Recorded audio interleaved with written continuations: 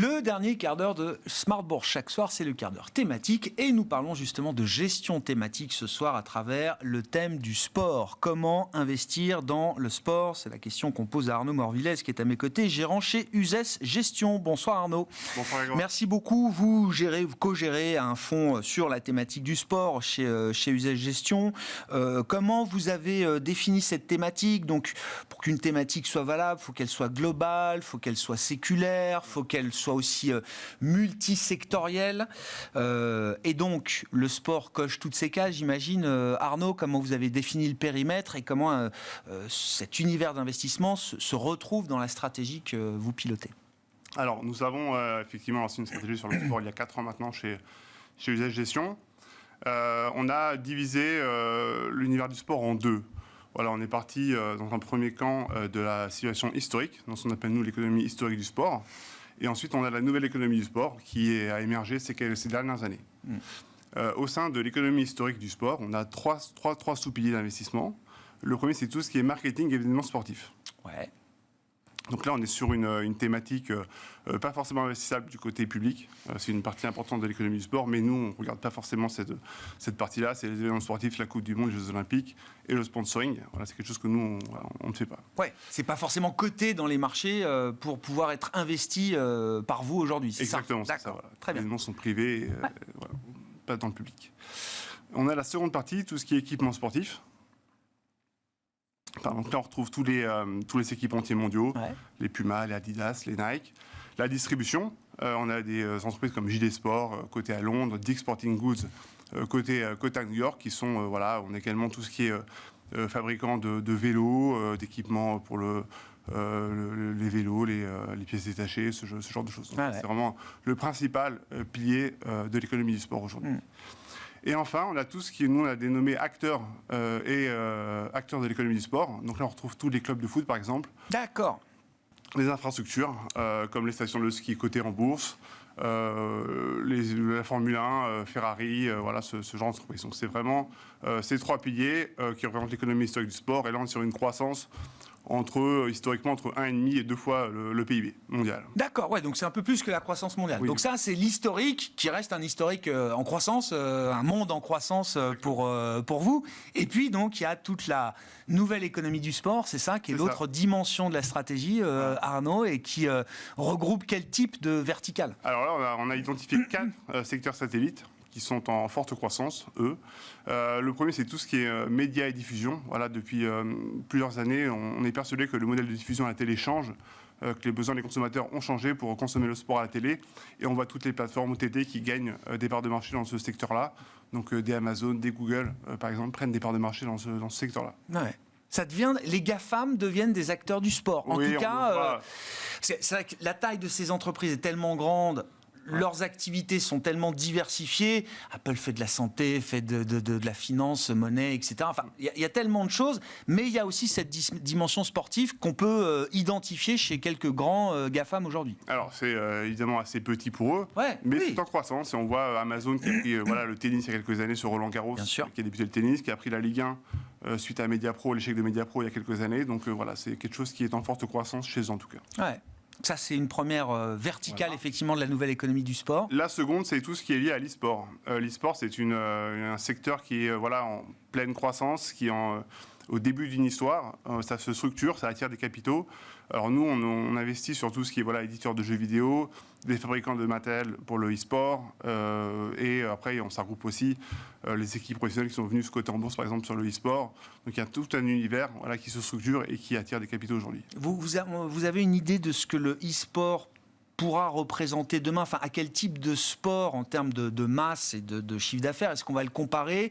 Ce sera un jour comparable à ce qu'est le foot dans le monde ou le rugby ou des grands sports mondiaux comme ça? Ça reste beaucoup plus confidentiel aujourd'hui ou pas? Parce que quand je vois les salles remplies pour des finales de je ne sais quel jeu d'ailleurs, je veux dire, c'est effectivement quand on est dans le monde historique du sport, c'est sûr que ça paraît déliant déjà aujourd'hui. C'est au début. On est au début ça se structure des ligues de League of Legends existent aujourd'hui. On en parle dans les journaux. L'équipe maintenant, par exemple en France, ça s'institutionnalise sur le e-sport.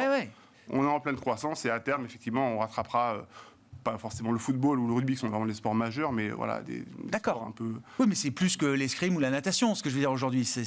Non. Oui, c'est déjà un sport... C'est moins confidentiel qu'effectivement l'escrime ou la natation. Troisième sous-secteur de la nouvelle économie du sport, c'est tout ce qui est lié au sport et à la santé, évidemment, là qui est en pleine croissance. Le Covid a encore accéléré ce phénomène. Il y a réellement une prise de conscience que le sport est bon pour la santé. Ça paraît évident aujourd'hui, mais ça n'a pas toujours été le cas. Et voilà, on voit les opérateurs de salles de sport venir se coter en bourse. On a Technogym qui a été un équipementier premium dans ce secteur-là qui est très intéressant. On a également la nutrition. Oui, bien sûr. La nutrition du sport qui est en pleine évolution et également en pleine accélération. Donc c'est un secteur un peu entier de la nouvelle économie du sport. Et ensuite, le dernier, c'est tout ce qui est Sportech. Donc c'est des boîtes, des entreprises qui ont levé de l'argent pour se développer autour du sport et des nouvelles technologies. On a quelques exemples, mais ça admet à se développer dans les prochaines années.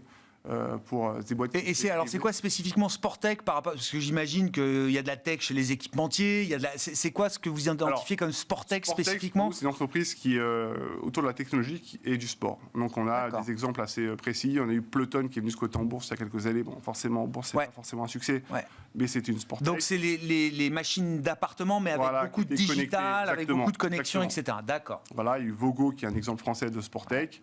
Et après, il y a beaucoup d'entreprises françaises, par exemple Sorar, qui arrivaient. Et peut-être qu'un jour, ils accepteront de se coter en bourse pour lever des capitaux et poursuivre leur croissance. Non, c'était pour bien comprendre ce que c'était que de la Sportech, parce que la tech, il y en a partout aujourd'hui. Tiens, justement, parlons un peu des équipementiers quand même.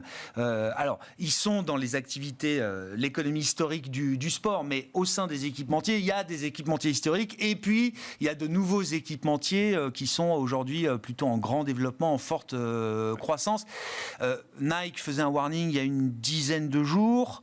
Que nous dit le warning de Nike? Des difficultés peut-être des grands acteurs historiques avec toute la legacy, la taille qu'ils ont à gérer dans cet univers, et qui sont les nouveaux entrants et des nouveaux entrants investissables aujourd'hui pour une stratégie comme la vôtre, Arnaud? Alors nous, on est assez confiants sur des entreprises qui gagnent des parts de marché dans des verticaux très précis de l'industrie du sport. Je pense notamment aux chaussures de sport, de running. On sait que les sports outdoor, les sports d'extérieur, le running est en pleine explosion et accélère réellement. Et effectivement, des nouveaux entrées gagnent des parts de marché sur des innovations technologiques très fortes. Je pense à On Holding, qui détient la marque On dans le running, ou encore... Ça, c'est suisse? C'est flagué Roger Federer, c'est ça, On Holding, d'accord. Ils ont fait une IPO à New York il y a quelques semestres. Et également, Oka, qui était une marque française qui a été rachetée par un groupe américain, Decathlon Outdoor. Et Oka, clairement, gagne des parts de marché dans le secteur du running. Et ça, ce sont les équipementiers qui vont après se diversifier, qui vont s'internationaliser, qui vont augmenter les réseaux de distribution. Et les produits marchent et continueront à marcher. Et là, on est sur des marchés effectivement cibles. C'est la technicité des produits qui est le déclencheur d'achat essentiellement, c'est ça. Clairement. Clairement, c'est des parts de marché, des gains de parts de marché sur l'innovation. Et c'est peut-être là où les grands équipementiers ont peut-être pêché récemment. On a un manque d'innovation chez Nike clairement aujourd'hui et on espère que l'entreprise pourra émettre des nouveaux produits, de l'innovation dans les prochaines années. Concrètement, là, sur le warning d'il y a 10 jours, qui a fait quand même du mal, c'est une blue chip historique, Nike aux États-Unis. Qu'est-ce que le marché attend concrètement? Là, il y a un calendrier de quelque chose qui doit permettre à Nike de reprendre un peu la main en termes d'equity story, j'entends? Oui, l'écoute historique Nike est un petit peu abîmé. Vous avez raison, il y a eu des balbutiements sur la stratégie entre ce qu'on allait en wholesale, en retail. Nike a fait le choix plutôt de délaisser la partie distribution et privilégier le retail, qu'aujourd'hui est un petit peu en décélération. Et on imagine Nike, lors de sa présentation investisseur qui aura lieu normalement à la fin de l'année, au mois de novembre, présenter un plan stratégique sur les prochaines années pour essayer de convaincre à nouveau le marché. Un mot peut-être pour finir alors, de l'effet JO, mais au-delà des JO, du cycle des événements sportifs et de leurs impacts sur cette économie, cette industrie du sport. Qu'est-ce qu'on peut en dire Aujourd'hui, on a évidemment 2 événements majeurs, l'Euro de foot et les Jeux Olympiques. Les Jeux Olympiques, nous, on voit plutôt ça comme une vitrine pour les marques qui auront forcément des dépenses marketing importantes. Voilà, On Holding devra forcément bénéficier de ces Jeux Olympiques sur la notoriété. D'ailleurs, il s'ouvre une boutique sur les Champs-Élysées là, dans les prochains jours.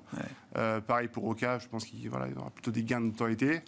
Et les gains de chiffre d'affaires réels, tangibles, ce sera pour... C'est l'euro. C'est l'euro. Exactement. Les ventes de maillots, ça c'est un tangible. Donc c'est quand même 2 dynamiques et 2 logiques différentes entre ces événements. Voilà, c'est plutôt un côté marketing, innovation, présentation de vos produits. Et l'euro, évidemment, vous pouvez vendre des maillots tout de suite. Voilà. Ça se retrouve en chiffre d'affaires. Merci beaucoup Arnaud. Merci d'être venu nous éclairer sur cette thématique du sport. C'est une des stratégies que vous gérez chez Uzès Gestion. Arnaud Morvilès qui était avec nous, l'invité de ce quart d'heure thématique de Smart Bourse ce soir sur Bismart.